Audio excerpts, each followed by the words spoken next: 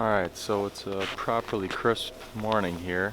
I think the actual temp is -8 or -6, but it doesn't matter. The point being is that to test the DJI MINI 2 in sub-zero temperatures, and there's barely any wind right now.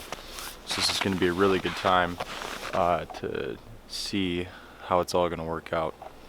I actually did want to try to do this too in even colder temperatures, but there was a high wind and it wouldn't have worked out very well, and I didn't want to push it too much. So this will be a good test, because if you're like me and you want to fly around drones but you live in a northern climate, it's below 32 degrees a lot.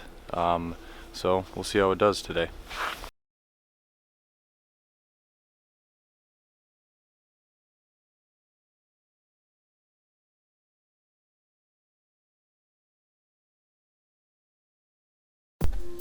Alright, so we're just going to jump right into it here. So this is the very first flight right off the porch, and just a quick note too, if you're looking for any kind of cinematic flight or really cool looking drone shots, this is not going to be the video, because this is strictly for test reasons, and that's how the video is going to be. So going into the second clip here, this is just seeing how the gimbal was going to move with the cold, see if it was going to be able to keep up. This next shot here is basically just trying to pan around the tree. This is in cinematic mode to see how well it tracks. I think it does a pretty good job overall. The second one here, this is kind of the same thing with a little bit of ascending. A lot of frost this morning.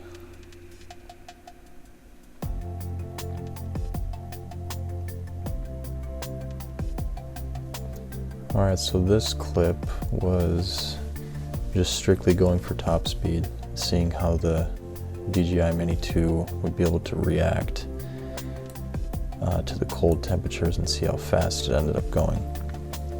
And I know you can't see it here, but on my phone, I was only able to get to about 20 miles an hour, which is significantly lower than what the top speed is, but we're going to be able to figure that out later. And also right here, which we figure out later as well, but the transmission from my phone was being lost dramatically, and I was having to stop just in order to be able to control the drone again, because my phone was lagging very much behind. Alright, so in this next clip, I'm setting up to just go through these trees here and see how the overall drone will react and everything. So we start going and things are fine. On screen, everything is good here. Then right about here, right about here, my phone completely lost signal, and I just stopped to be able to regain signal and ascended and then turned around just to try to get back and avoid the trees. So I get to the trail crossing here, and you can't see it, but on my phone, completely just lost everything. So I was just kind of flying into the field, knowing that I was going to be able to avoid the trees, and I regained signal back here, and then I'm able to control it to actually get back to me.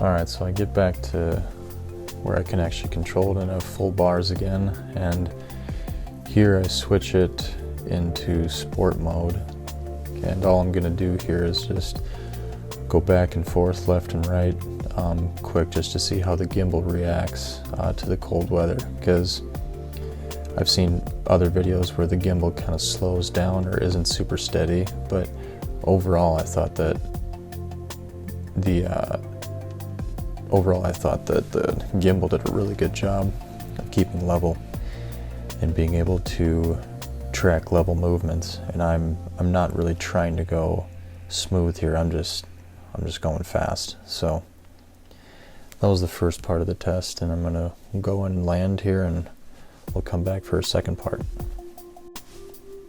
One real quick thing that I want to note here while I'm landing is that your phone takes a real beating when you're doing this, especially in really cold temperatures. I started at 100% on my phone, and that was a very short flight. All in all, I think it was maybe 6-7 minutes, and my phone actually lost over 50% of the battery. Granted, it is an older phone. I have an iPhone 8 Plus, so it's 2.5, maybe 3 years old now. So there is that to note, and there is a feature as well on the DJI MINI 2 where you can actually charge your phone from the controller, and I did not have that on. But just watch your phone, because you don't want to be flying around and then your phone completely loses battery, because you're going to be in a world of hurt. Okay, so now we're gonna change things up a little bit in the afternoon here. So it's 15 degrees now, so significantly warmer. Also, the wind is negligible.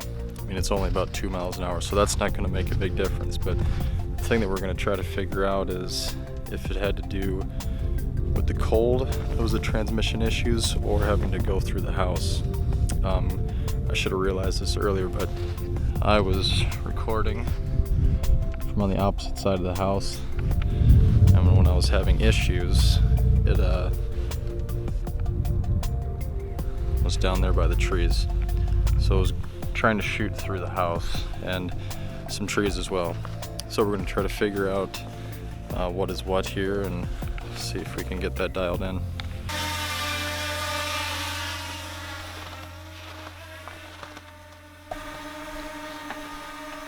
Alright, so I'm just going to be doing updates as I fly here.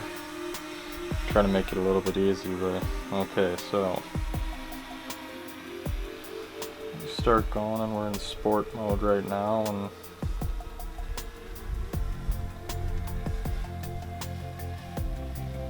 that seems to be fine.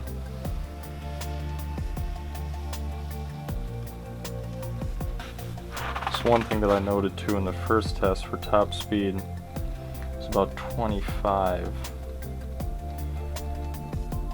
See if it's any change here.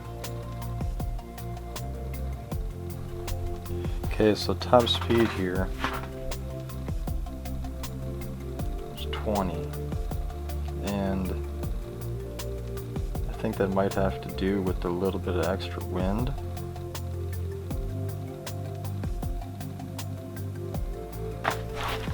Alright, now we're going to set up to go through the trees again down here. See if there's any change this time.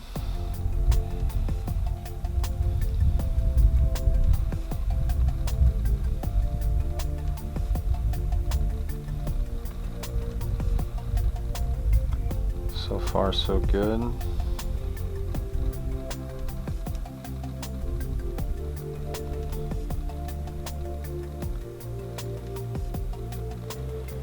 The video on my iPhone right now is okay. Weak signal, lost signal. Okay, so turn around here, which was the exact same place as last time, probably within 25 feet.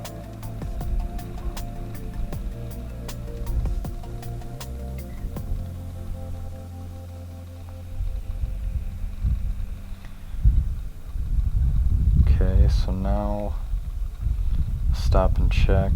Okay, go back to, we're at 415 feet away, and we're at full bars. Let's just do some pan stuff, see how well that turns out in normal mode.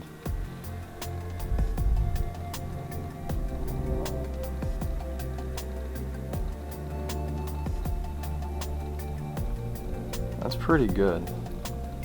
I think that's really good actually for being the temperature that it is. One thing that I wanted to note as well is that the in-flight battery I don't think is much of a change at all in comparison to if you had temperatures that were above 32 degrees, because if it's only a couple minutes difference when you're flying around, I don't think you're going to notice that. However, you just got to be a little bit aware, especially if it's cold. Monitor your battery. Alright, so now we're going to try a more direct transmission from my phone to the drone. I'm guessing that's going to make the most difference versus the cold, but we'll see here. Alright, so now you can see I'm going to be directly in line. I'm standing here. Going to be looking right down the trail. See what happens.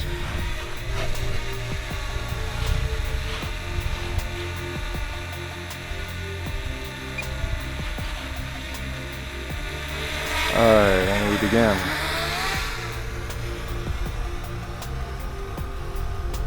Still good.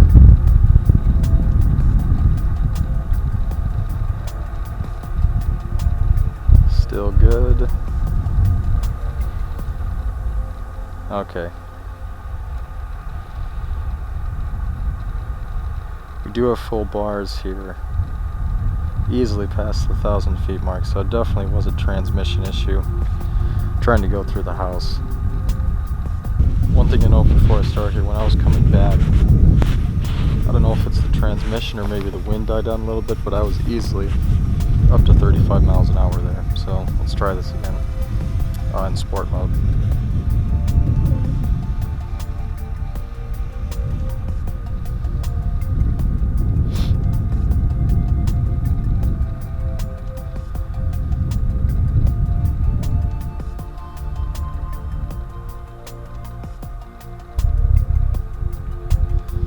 Yeah, I'm full bars.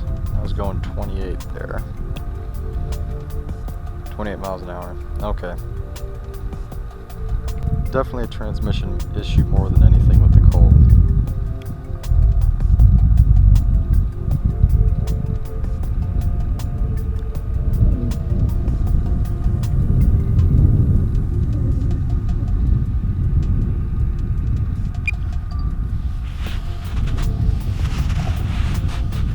Okay, so basically what I've concluded, and hopefully you have too, is that the cold really had no effect on much of anything with the drone.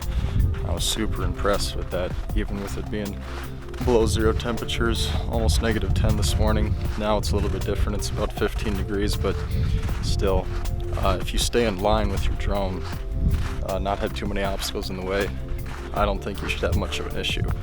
So, very impressed overall, and hopefully you got some information out of this.